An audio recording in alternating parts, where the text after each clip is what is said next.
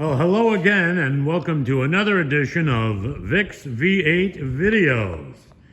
And today, I'm going to be talking about something that I have never felt was one of Ford's better ideas. But on the Lincoln Zephyr from 36 through 48, with the HV12 flatheads, Ford did not install a dipstick in these cars to check your oil.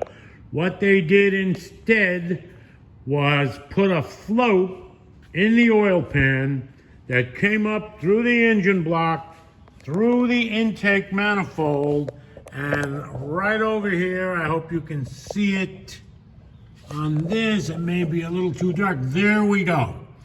That little red disc with the plate behind it that shows you full or add oil is all they have in the Lincoln Zephyrs for you to check and see how much oil is in the crankcase. Now, that's interesting, except it poses a number of issues as far as I'm concerned, the least of which is figuring out how much oil is in the crankcase. Much more important is what is the condition of the oil that remains in the crankcase, which you cannot tell. Now, here's a situation that happened just this past week with my 39 Lincoln Zephyr, and I'm going to walk around here and I'll show you this. Now, if you look down here, and you can see that the little red disc, which is on the end of the rod that goes down into the intake or into the crankcase, it has fallen all the way down to the bottom. I happen to know that there is full 5 quarts of oil in the crankcase.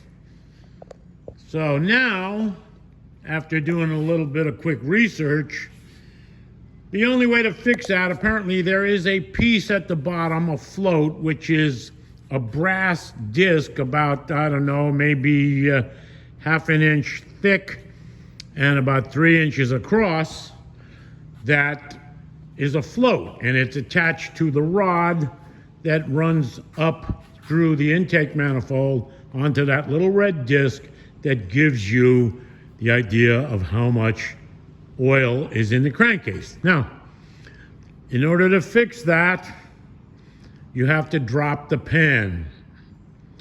And in order to get the pan off these engines and out from underneath the car, it's going to require removing some of the front steering mechanisms so that I can do that.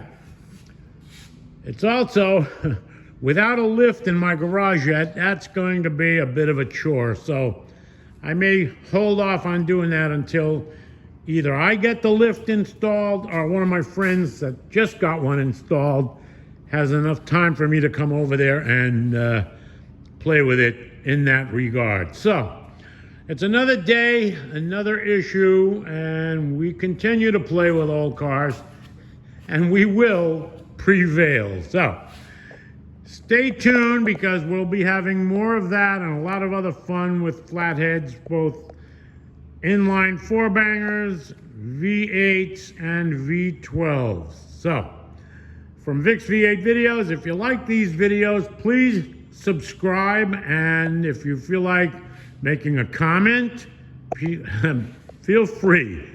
See you next time.